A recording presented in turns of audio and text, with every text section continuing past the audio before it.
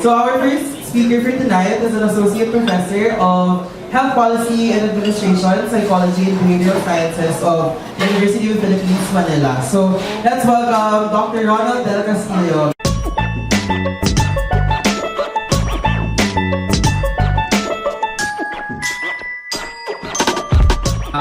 So thank you again for the invitation. So I've been asked by NoBox to talk about LGBT and substance use. So you know, on the one hand, I get it, or at least I try to understand why fellow LGBT brothers and sisters sort of fall into the chasm of substance use. And I'm not talking about substance abuse. I'm not talking about alcohol use or drug use. I'm talking about alcohol abuse or addiction or drug abuse or drug addiction. But on the other hand, I am angry. I am frustrated and mad at the very brothers and sisters who should be in the front lines fighting to make the community just a little bit better and doing that sober.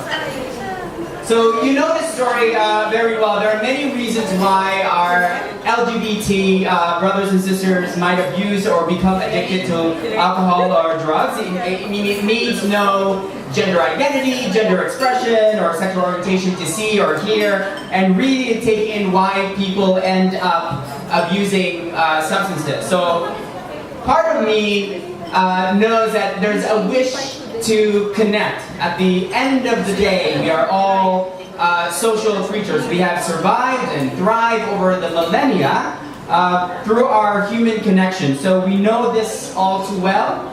You know, in our Filipino families, in our Filipino communities, we yearn to stay connected. So, and maybe if we drink a little more or smoke a little more, that perhaps we suppress our gender identity, gender expression, sexual orientation, or whatever it is, that we would be quote-unquote normal and could finally be into the quote-unquote straight world.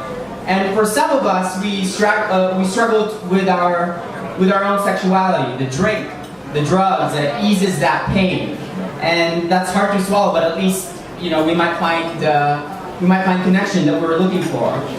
Or maybe if we drink or smoke a little more, we become addicted. And lo and behold, we fit into that stereotype, that image of LGBT as high-risk users. We become the statistics, we become part of the 20 or 30% of LGBT people who use drugs compared to the 9% of the general population. So we become yet another story, another storyline. We might fall into that stereotype, but at least we are part of something that happens to so many people. So again, we find connections through our addiction.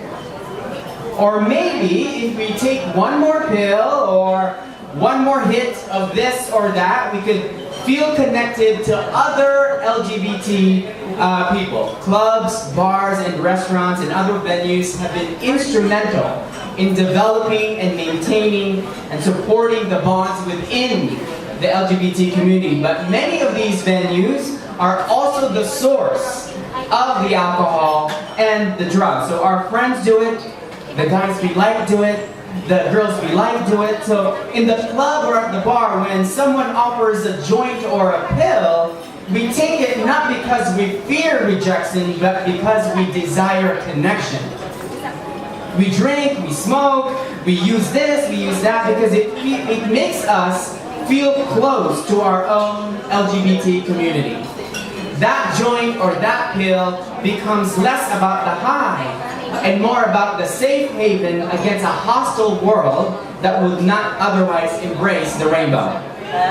So I get it. The world is not a friendly place for many of us. Discrimination at work, homophobia at school, stigma everywhere, violence. Our religion teaches us to be compassionate, but when we ask our religion to be compassionate, they turn their backs. Our democracy fights to protect all Filipinos, but as it turns out, it only protects some Filipinos. So substances become the safe haven of a cruel world. We turn to substances to cope. Even our healthcare system is far from being culturally competent or LGBT friendly. In places where our health and wellness are paramount, we fear disclosure of our own sexual orientation or gender identity. You know, when our physicians or nurses or other healthcare providers are aware of our gender identity or sexual orientation, we are more likely not only to build a lasting rapport, but also to disclose important health information and subsequently to screen and monitor health issues. But for many of us, that is a luxury. We turn to substances to cope. When we do turn to substances to relieve stress, it is a double-edged sword. Our gender identity, gender expression, or sexual orientation is pathologized. We're drinking, it must be because we're gay. We're smoking, it must be because we're a lesbian. We must be using this or that because we are transgender. The line between substance use and LGBT is straight. Instead of seeing substance use as a coping mechanism from other sources of stress, you know, like life, it is so easy to draw that line and instead attribute the stress to being LGBT. We see this happen to people with mental health problems. Say a college student has depression and he gets a 4 grade on the exam. It sucks. He feels down on himself. He feels sad. Instead of seeing that sadness as a genuine and valid reaction to the exam, we are quick to judge and attribute it to the depression. Oh, it must be because he's depressed. When someone has a history of anxiety and there is upcoming a job interview, she's nervous, she's apprehensive. Instead of seeing that as a run-of-the-mill reaction to what is clearly a stressful situation, to anyone with or without a mental health problem, we are quick to judge and attribute it to the anxiety. Oh, it must be because she has anxiety.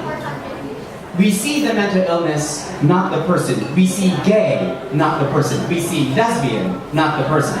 So we abuse, we become addicted because we are in a box.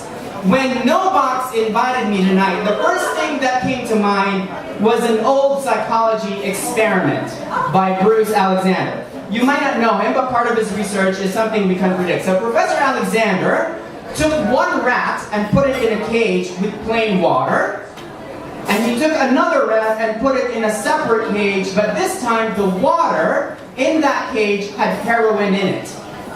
That is a duh experiment. Of course the rat with the heroin became addicted. This is the part we know, we can easily predict, but what is less familiar is what happens next. He noticed something unremarkable, something insignificant. The cage. The rats were in cages. So he wondered what would happen if he removed the cage. In a separate experiment, Professor Alexander built what's called a rat park. And I am not making this up. It's actually called a rat park that had many tunnels, many toys to play with, and most critically, the rats were with other rats. They had friends. They had adequate food, and here is the most awesome thing. Professor Alexander did not remove the water with the heroin. Some of the water in the rat park was plain, and some of the water had heroin. And we can guess what happened next. Some of the rats did drink the water with heroin, but none of the rats used it compulsively, none overdosed, and none became addicted. When the cage is removed, when there is no box, and we are given opportunities to thrive, and most especially to thrive and socialize with others, we are significantly less likely to fall through the chasm of substance addiction. So I ask you, is the problem the substance or the cage? So my LGBT brothers and sisters out there, and I am sympathetic. We drink to connect and to cope. We might become addicted because we are boxed in with little to no chance of escaping. But I said earlier that I'm also angry. How dare you? How dare you risk falling into the chasm of substance use and addiction? For some of us, we are fortunate to have people in our lives who embrace whatever or whoever we do. For some of us, we are quite fortunate. This might include people in our family. For most of us, that support does not extend beyond our line of sight. You know, in an old, a few years ago, the Pew Research Center did a poll in the country, and they showed that an overwhelming majority of Filipinos, 73%, agreed that homosexuality should be accepted by society. 73%. So for an overwhelmingly Catholic nation, that number is striking and promising. But I went to a Jesuit high school, and I learned that it is not enough to believe. Faith is not enough. Practice, acts, demonstrative behaviors consistent with the belief is equally important. Acceptance of homosexuality is not the same as embracing it. People might be okay with you being gay or lesbian, being bisexual or transgender, but a nationwide anti-discrimination bill? That is overreach. They are okay with you dating another man or another woman, but same-sex marriage? That is out of the question. There is nothing wrong with being gay, but what about the children? They must be protected from the gays and the lesbians. But it's okay, there's nothing wrong with being gay or a lesbian. They want you to drink the same water, but not from the same faucet. So my LGBT brothers and sisters, how dare you? We have so much to fight against and to fight for. We need you in the front lines, but where are you? Drunk and high. We need you more than ever. We need you especially now in a culture where machismo, sexism, and patriarchy are given license because they are modeled by the very people whose leadership should be above such narrow-mindedness. But I have a hard time believing that you are in that fight with me by my side when you are drunk and high.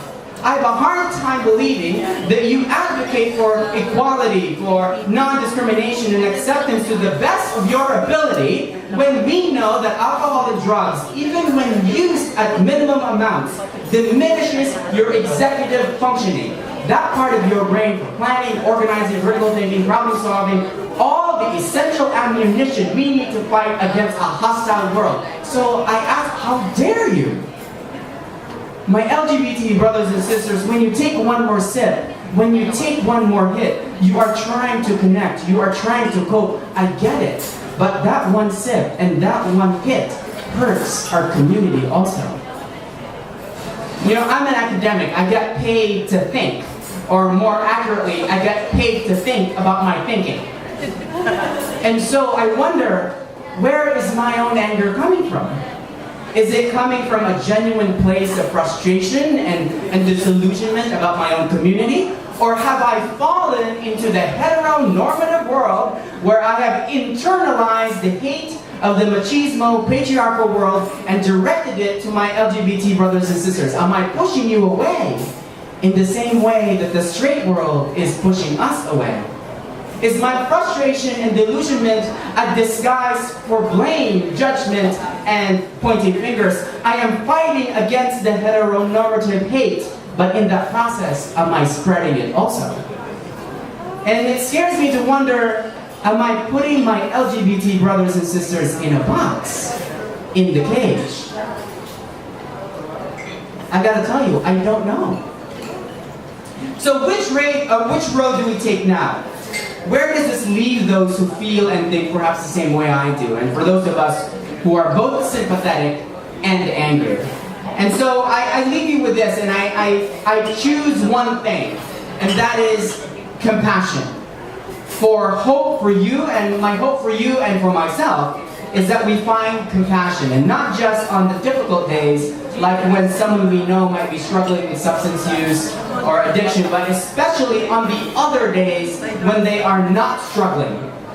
Because when some of our LGBT brothers and sisters are not struggling with substances, they are certain, like so many of us, to be struggling with discrimination, homophobia, and stigma. All things that indicate the absence of compassion.